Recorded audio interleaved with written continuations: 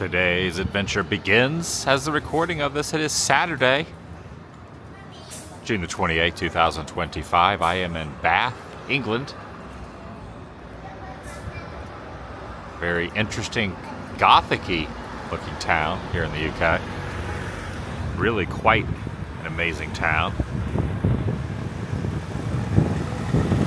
Also known as the birthplace of Frankenstein. I'll be covering a lot of that today. Mary Shelley was from here. Welcome everyone. TheDailyWoo here. I'm inviting you to join me here in Bath. Bath, England. Never been here before. Join me. Shall you? Water is best. That's what that states right there. There's this very interesting little sculpture right here. This is the cathedral that was right next to where Mary Shelley lived when she wrote the majority of the book, when she started writing the book of Frankenstein. She would hear the cathedral bells here. Probably went inside this very church building. Her former home was right over here. It was torn down, but I'll show where that used to be. Talk a little bit about the history. Now, a little bit later this evening, I'm going to be going on a tour up to the clock tower and get a little history lesson. That little bird just flew by, a pigeon. A history lesson on the clock making and the clock tower itself inside the cathedral, right here at the courtyard where Mary would sit and write her book. It's amazing how iconic the Frankenstein character, obviously I know it's called Frankenstein's monster, but I refer to the monster as Frankenstein like so many others. Even the sequel, Bride of Frankenstein, that was not about the doctor so much, but the bride of the monster.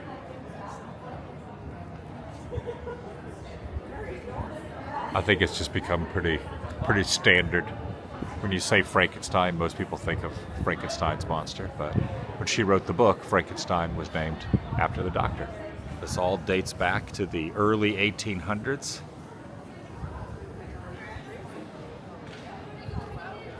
Possibly not this building, but... And then the baths are over here. The pump room, part of the pump room, as far as I could tell, part of the pump room was here, and her house was right here. They tore that down, and now they've extended the pump room over. Mary Shelley and Frankenstein. The novel Frankenstein was written on this spot, 1816 to 1817. She finished it up shortly after that, just kind of added the finishing touches to it, proofread it, released it anonymously.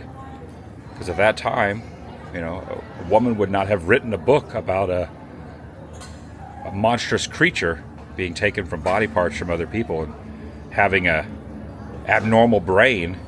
So I would imagine she wanted to release that without her name on it, and then when it became popular, she released it again the next year under her name, Mary Shelley. But right here's the info. Age 19, arrived in Bath, 1816, looking for lodging here at 5 Abbey Churchyard. The house was demolished to make way for the pump room extension in the 1890s. And she married a poet. Very interesting story, Percy Shelley, in 1816.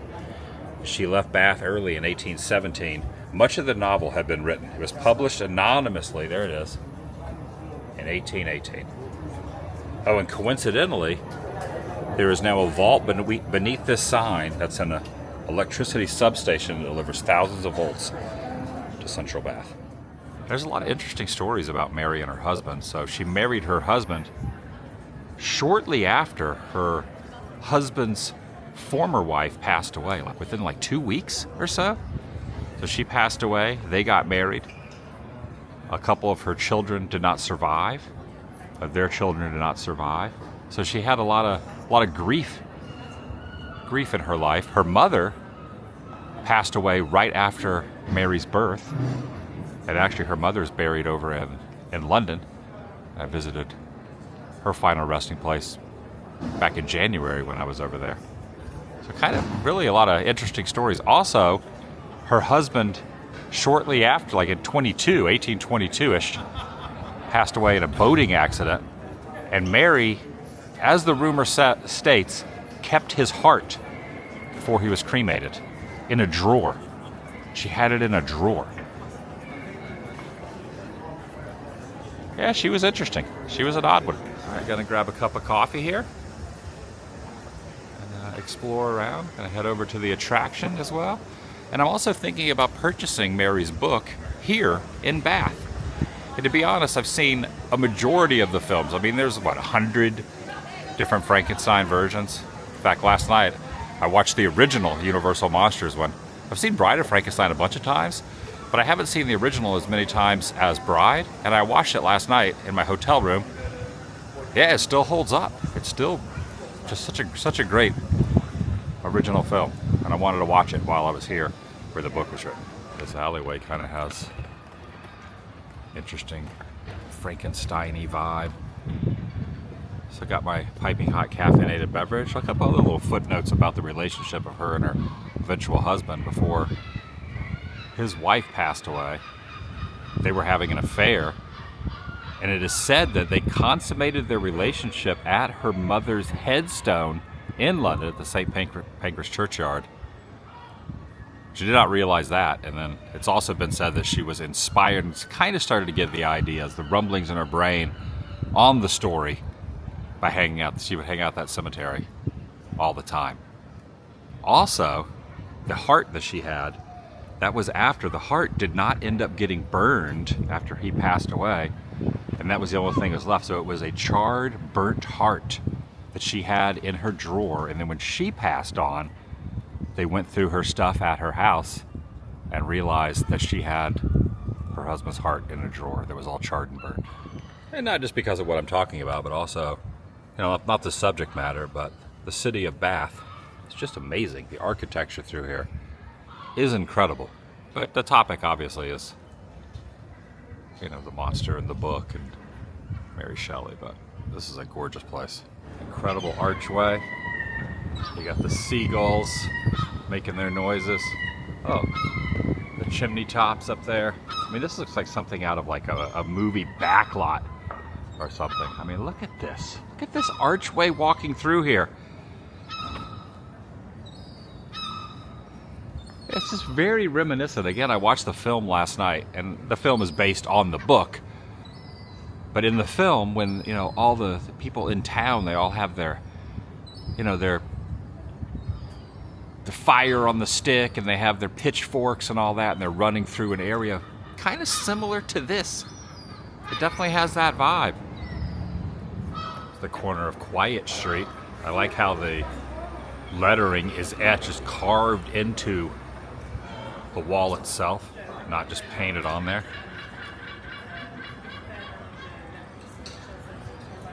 This raven has a top hat here, giving a little hello with his cane.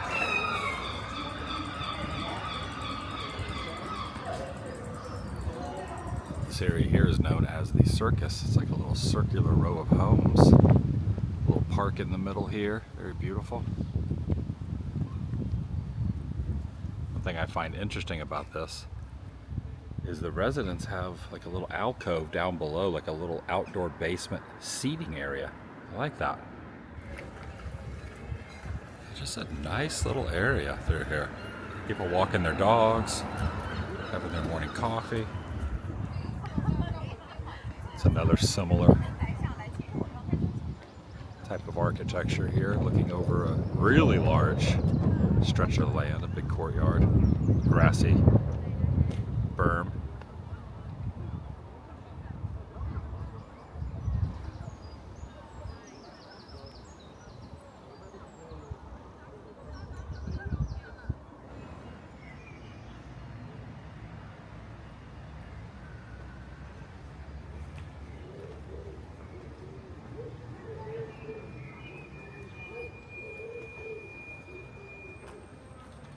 There's an attraction here called Mary Shelley's House of Frankenstein.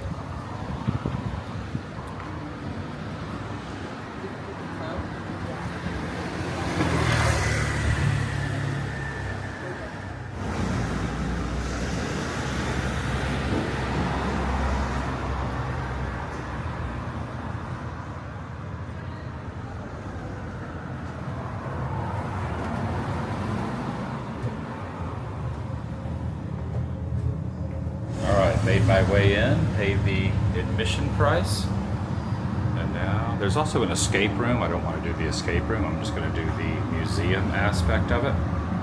And rent this out for different parties if you so choose. You could have a party inside the Bloody Mary's bar. Just don't say her name into the mirror over there, Bloody Mary's.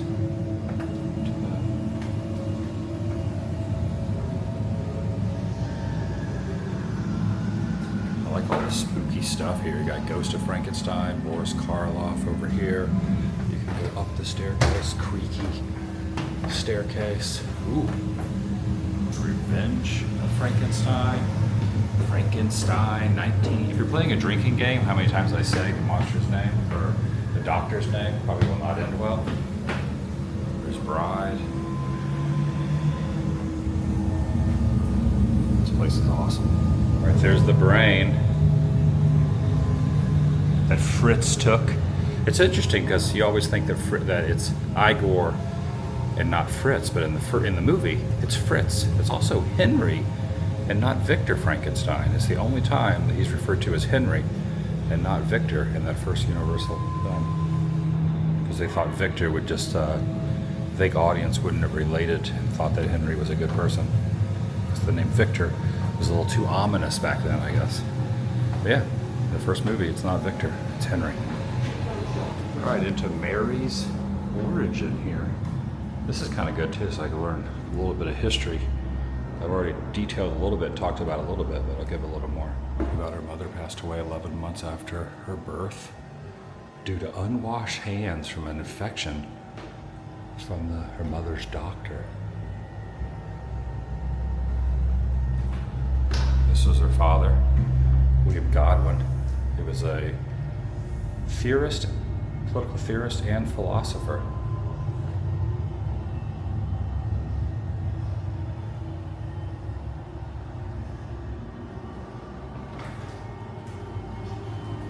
Oh my goodness, what is this?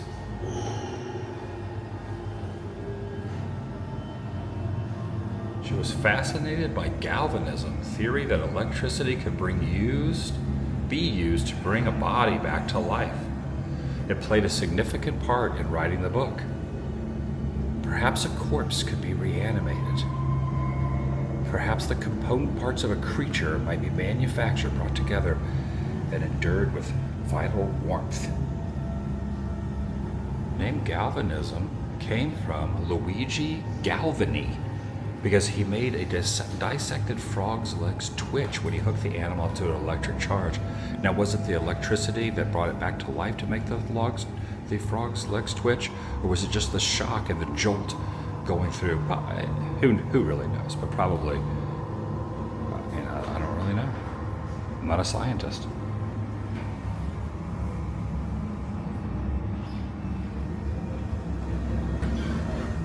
Face of a criminal who his nephew, Galvani's nephew, performed this act on, and they said that due to the shock, his eyes were twitching and he possibly came back subtly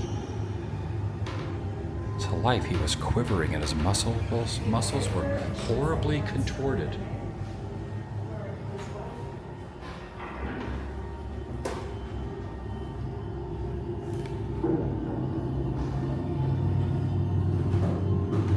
Love this museum. This is amazing. Talked about Percy Shelley and his two wives.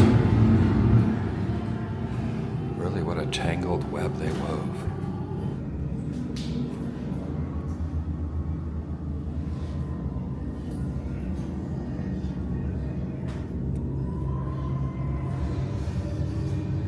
This is a scorpion monkey from the Borneo in 1847.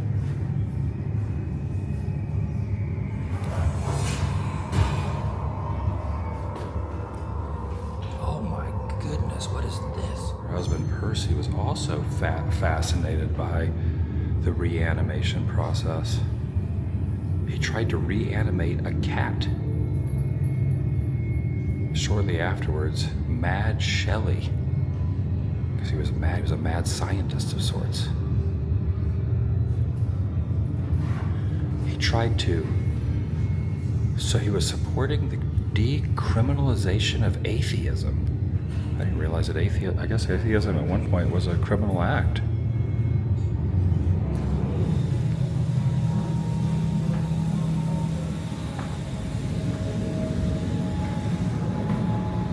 Ooh, Frankenstein 80. I need to go on a Frankenstein kick and watch all these films.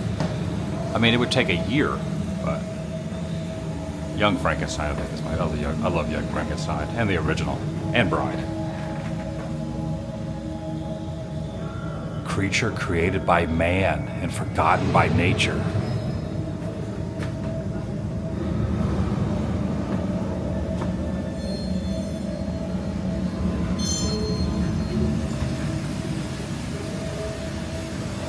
Oh my gosh.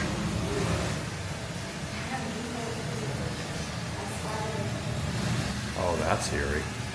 You got Mary here, and then you got the monster here. Depending on the way you look at it, is how you can see it.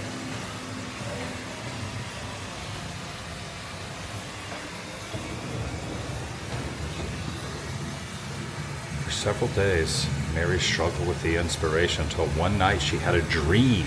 I placed my head on the pillow, did not sleep, nor could I be said to think. A thrill of fear were words infused with memories of her mother and child. Thus the first fragments of the world's most famous monster were conceived.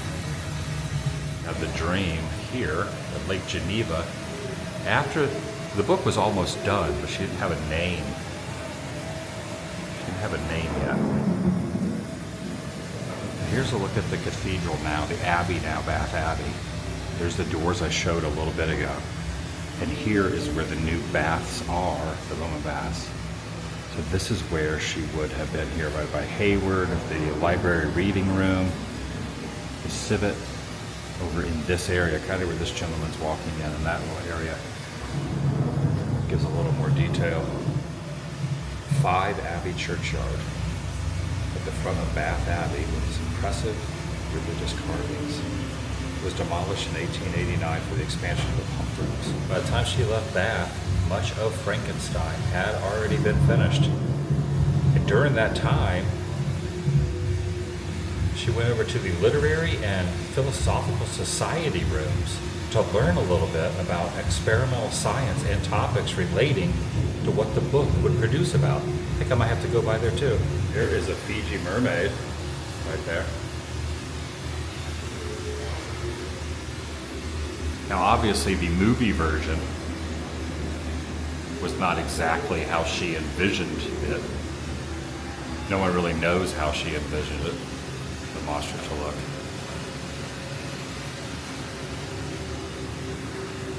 But it is amazing to think that the world's most famous monster ever, the franchise, is so huge now.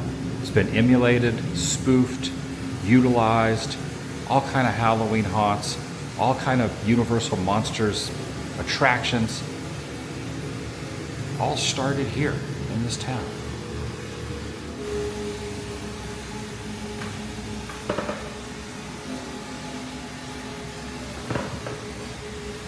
There's some things not in the film, obviously. This kind of goes on to talk about how the creature asked Victor to build him a companion, also originally called the modern Prometheus, not the doctor's name.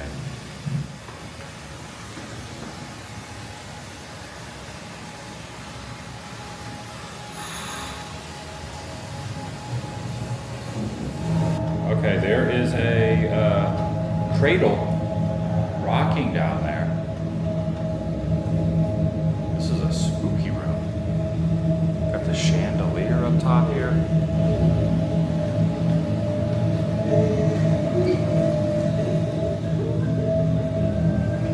There's a headstone of her husband, Percy, there.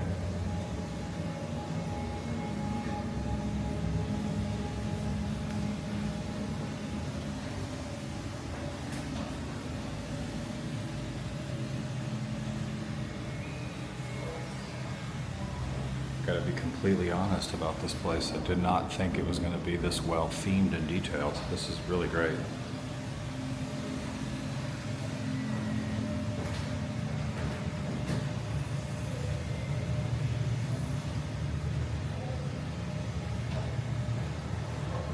You never know what it's like to lose two only and lovely children in 1 year, and then at last be left childless and forever miserable.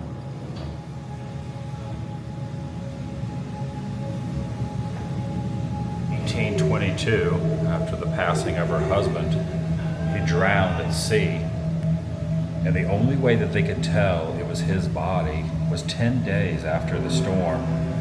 His body was washed up, shark bitten, and he had identification from poetry in his pocket. After losing 3 young children, Mary at the age of 24 is now a widow. Continuing on up the staircases, the creaky staircases. Vibe in this place is on point. Fear my dream has vanished, and breathless horror and disgust now fill my heart. Oh my gosh, yes. There's the creature.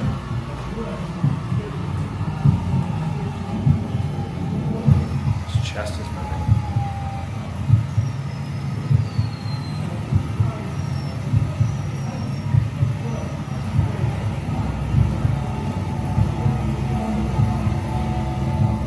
So this is more of the version that she had for the monster here. Pearly white teeth, muscles emulating out of the ripped flesh as shown here. 8 feet tall, limbs proportion, yellow skin, scarcely covered the work of muscles and arteries beneath, and pearly white teeth. A little bit different than the universal version, but pretty awesome.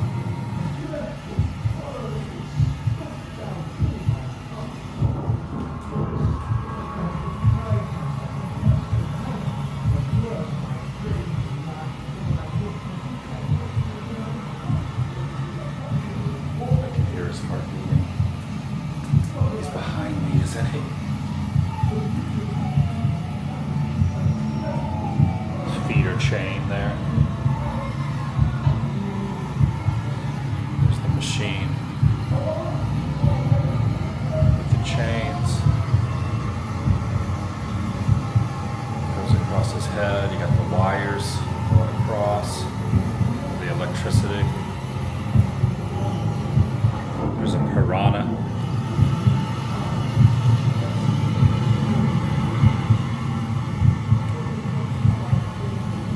Creepy room award of the day goes to this one.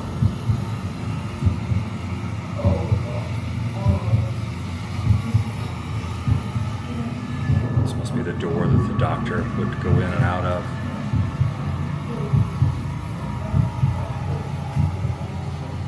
As far as the legacy goes,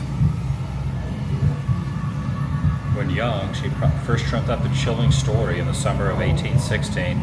She could scarcely have imagined the impact her visionary tale would have had, or perhaps she did, as she wrote in the preface of the 1831 edition, quote, "I bid my hideous progeny go forth and prosper." So when she was laid to rest, not here in town, she's like a couple hours from here, but right there it says that she ended up being laid to rest with the remains of her late husband's heart found in the drawer of her desk.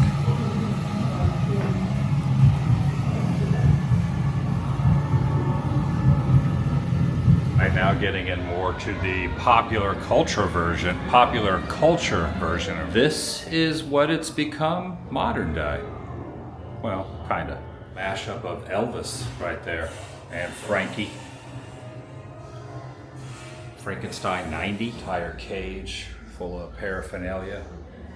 One of my favorites there, Mel Brooks, Young Frankenstein. Love it. Those famous quotes in horror, the "It's alive, it's alive."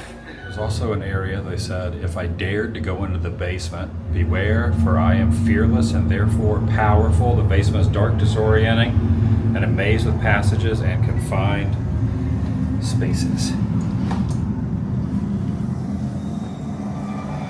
Oh my gosh. Okay. Strobe light warning. There are probably going to be some pretty scary images and strobe lights, so if you're sensitive to that, just beware.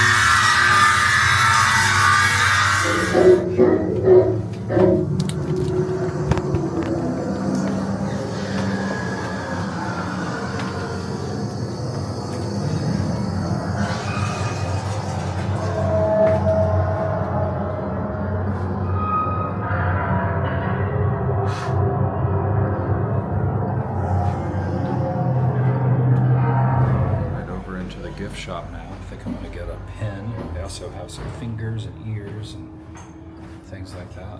Hello. Morning. Can I help you? Two old people. Can do. So I have a few different books here. Another Mary Shelley book here, The Last Man. We also have this book by Robert Hume, which is talking about the birth of the monster, or the doctor who created the monster, the first 200 years. There's also the graphic novel, Gothic Tales. We got the monster bag down here. I think I'm just going to get the original classic by Mary right there. That's the one I'm going to get on paperback. I ended up picking up. Unfortunately, we're a period building, so we don't left. We do have some chairs on the first and third landing. Look at this, you got Frankenballs on the top. Look at this. Enjoy your visit. And you've got some little candies here, assorted body part candies. Oh, I like this. I ended up getting the book, the classic book. I ended up getting the Universal Monster version of Frankie there. I got a pin from the House of Frankenstein, and I ended up getting a magnet also. And I must say that museum was amazing. It was way better than I expected. I thought it was just going to be like one room with just a couple things thrown together. They did a really great job on that. Really enjoyed it. And reading something in there, Mary attended some classes here on the subject of, the eventual what she wanted to create reanimation inside this building, and it's open. They got some scaffolding up, but I'm going to walk inside here just to check it out. Evidently, this is not the original spot. In fact, this spot opened in 1932, which is here in Queen Square. The original spot that Mary would have attended was right here, and it's all been bulldozed for newer buildings. But evidently, there's a mural. I'm going to walk over and check out. The employee here said that was still there. We have a Jurassic exhibit going on in here. Here's a Jurassic fish from the Lyme Regis Dorset. Just walking around now, I just want to reiterate how amazing this area is. Look at this little courtyard.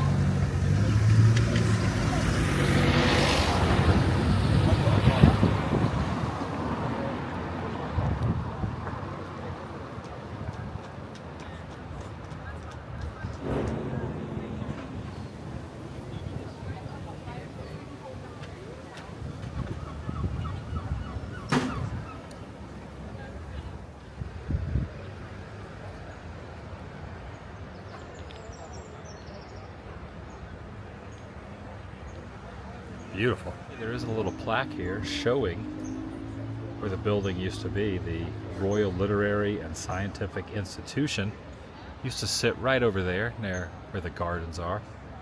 Well, where the flower area is over there. It's shown here. Parade Gardens. I am right here. And the Royal Literary Institute was right there, where she got a lot of her interest and knowledge into the source material, which would eventually become the plot line of the book.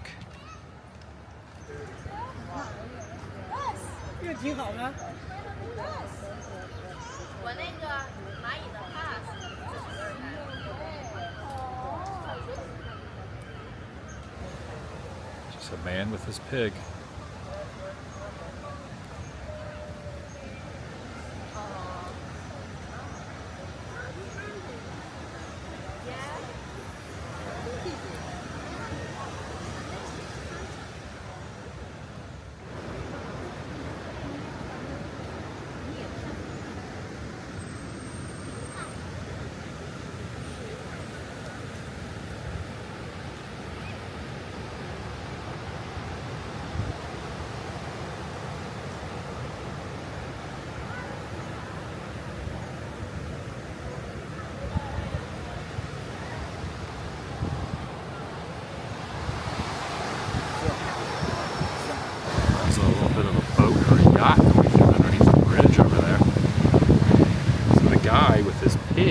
Was King Bladud and the Bath pigs. He was banished from the royal palace as a swineherd. He roamed the countryside with his herd of pigs.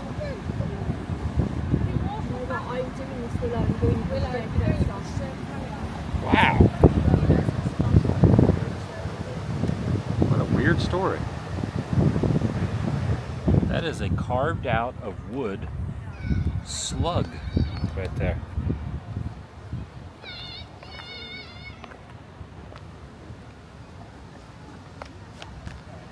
This is the angle where you'd see the assembly rooms. A little further information on what happened to those buildings that she attended was due to fire.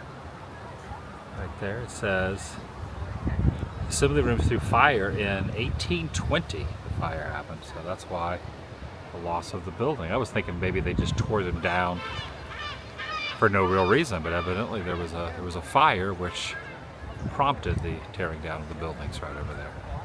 Anyway, I just thought it was interesting that right in there is where she would have started to gain a little more interest in the ideas, which would have turned into the book, which now has become just, you know, major motion pictures and a huge iconic, you know, franchise. It's shown right here on this mural, talking about the fire of 1820.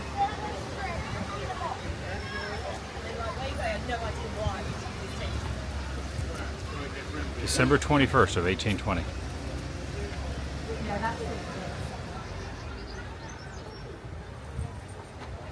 There it is, what it used to look like. It's a pretty big building.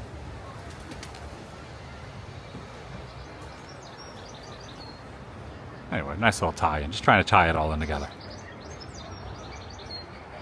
Beautiful park.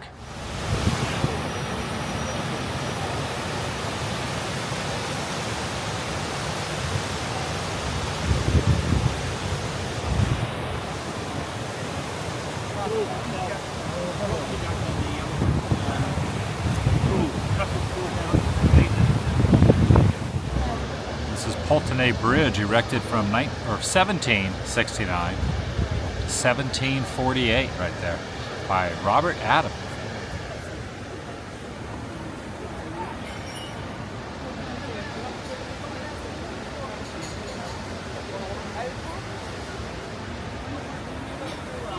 There's little tea shops, things like that, right along the bridge as you walk this way. This is going over the bridge. This is the little shops along the little very short bridge. Very cute.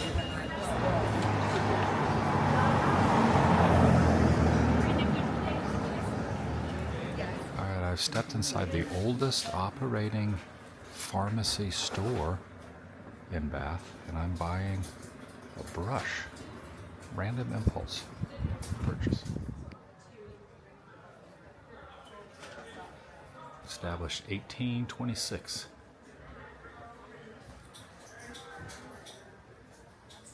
If you go across the road, maybe to the other side. Yeah, the store's name is A.H. Hale. Got the coat of arms up top. Nice. Really got quite the impulse buy here. I got a Mason Pearson brush made in England. I also got some Marvis toothpaste. Both are made here in England. Mason Pearson, evidently this brush is supposed to last like 30 years, the shop salesman said. People come back decades later and they still have the brush. It's made to last. Not that I ever really brush my hair, but yeah, I usually wear a hat. The other side of the bridge, and there's the back side of the shops right there. And I bought the brush right over there. So whenever I use this brush, if I ever use this brush, I could always think I bought it on the bridge over here in Bath, England.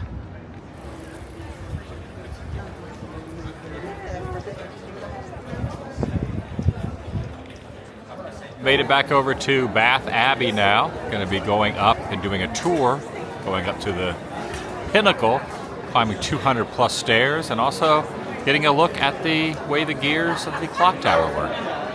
Should be pretty interesting.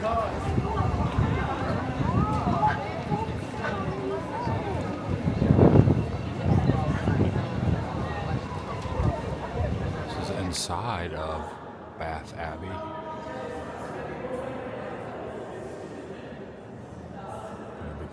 Top, way to the top. I really like the interesting ceiling line right here. If you look closely, there is like a tile sword right in the middle there. Kind of hard to say, but. And of course, stained glass. I love some beautiful stained glass through here.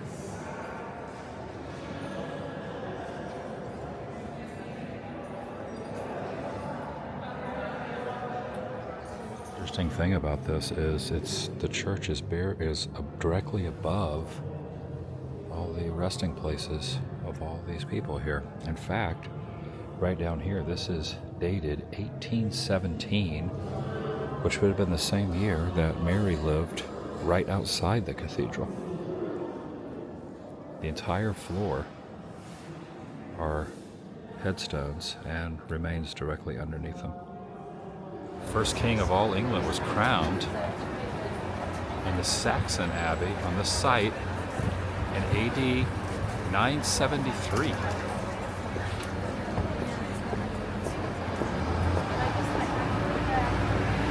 Where this cathedral now stands. All right, we're now going inside here. All right, made it up to the first section. No elevators, all stairs. I think it was 200 something total to get from this spot. Continuing up, I think gonna go up there as well.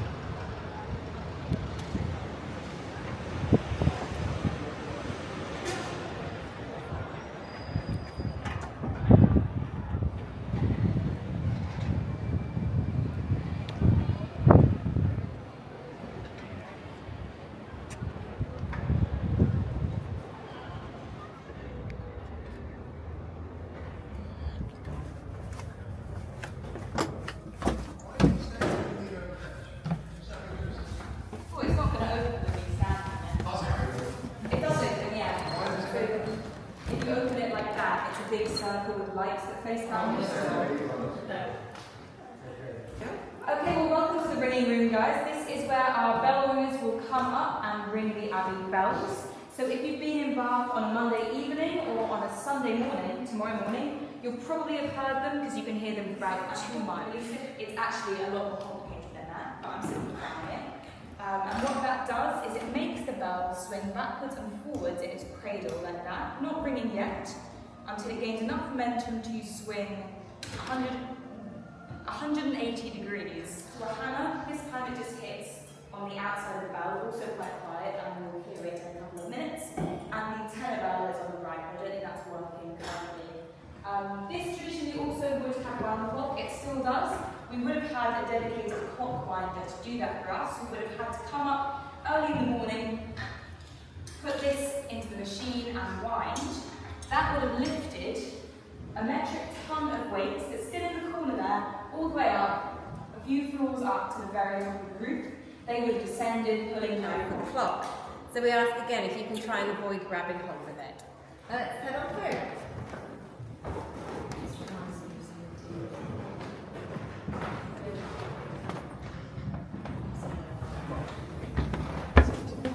You didn't go in the bell room at the Sorry? You didn't go in the bell room. No, it didn't take us the bell. Go, right. So apologies. Could you not lean on? Look at this. Oh, sorry. Well, thank you. But yeah, so just where we are. So obviously round the clock, but that doesn't mean a great deal overall in the Abbey. You are just this tiny little speck right at the very end here. Now, as that's why it's so warm in here, is because you're basically in a lead-lined tube. Luckily, we don't face east, or it would be even hotter. But the reason we face north simply is when the Abbey was built, that's where the main markets were. So we've still got the Guildhall Market and the High Street, and it wouldn't lit it at night. Okay. This thing is turning ever so slowly. It's a working clock. Oh, are you okay? You recognise the room?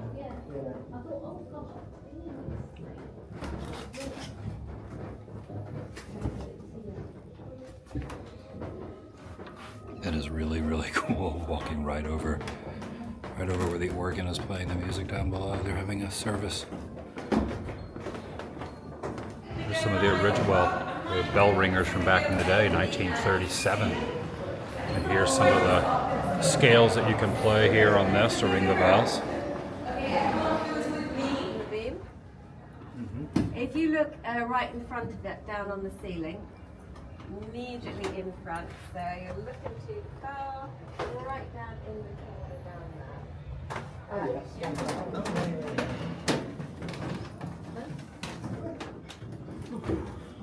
Put your head there, put your head in there, and you can see you can see into the church. Gully down there. Yeah. Just down there, so Okay. Oh wow, wow. Look at this. There's a hole you can see down into the church itself right there. Wow. Oh. Amazing. Alright, going up more stairs, 90 more stairs. What is this? Almost there, almost there. Almost there. Almost there. That's no problem.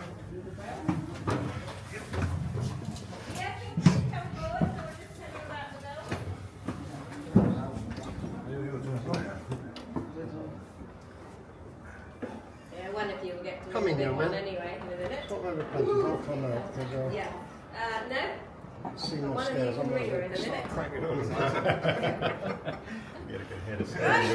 Everybody up by the look of it. It's amazing. Cool, so welcome to the bell chamber, and this is where we house our 10 bells. Now, I would like to tell you these are our originals, but they're not. So, when the Abbey was built, we inherited the bells from the Norman cathedral that came before us. So, what happened to them? Well, Henry VIII did. So, we were a Catholic building at the time. So did the congregation.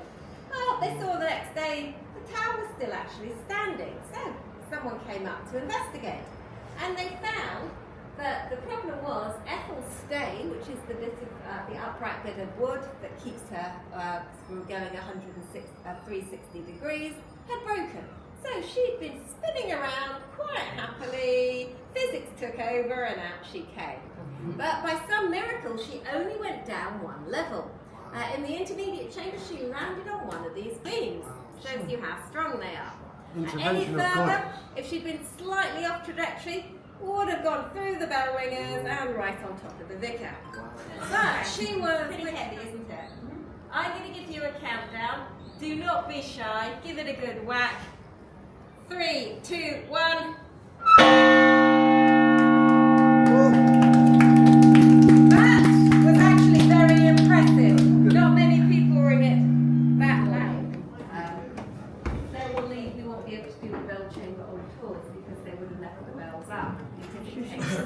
quite time to get them all up. So if they're bell ringing a short time after, they leave them up and we can't come in here. Yeah. It's locked. Yeah. Because if one accidentally sit down, you'd lose your hearing. Yeah, I bet.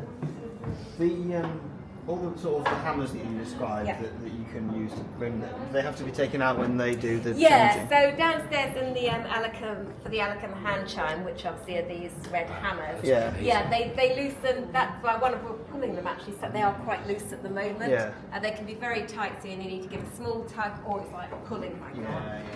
Yeah, there's a tug.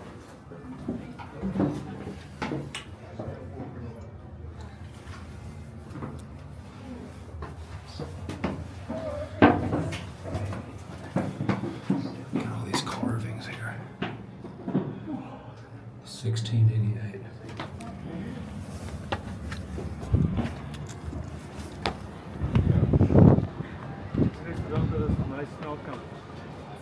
Somewhere in that direction.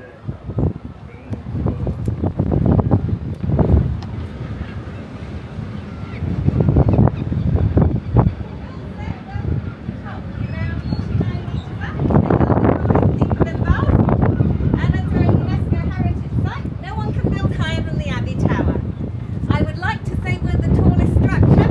Unfortunately,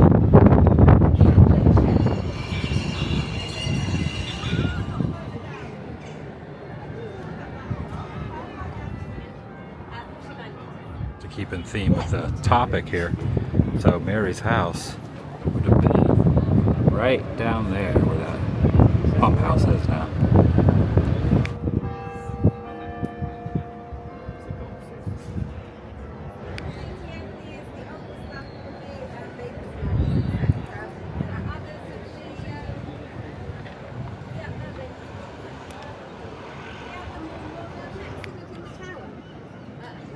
Someone thought it would be a good idea to film a TikTok going down.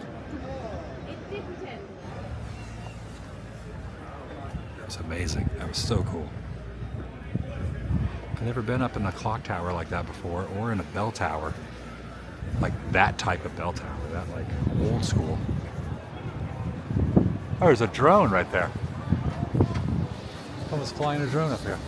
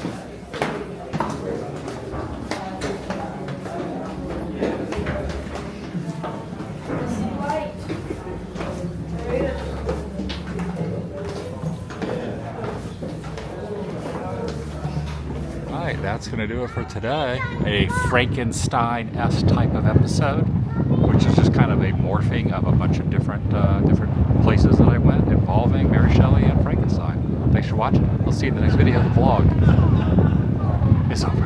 And one last thing, I just wanted to reiterate one thing I saw earlier. Coincidentally, right here where Mary's house used to be, in the basement of this bathhouse, is a voltage charge that will power up a percentage of the population and buildings here in Bath. Let that sink in. They're delivering volts to Bath right here where Mary used to live.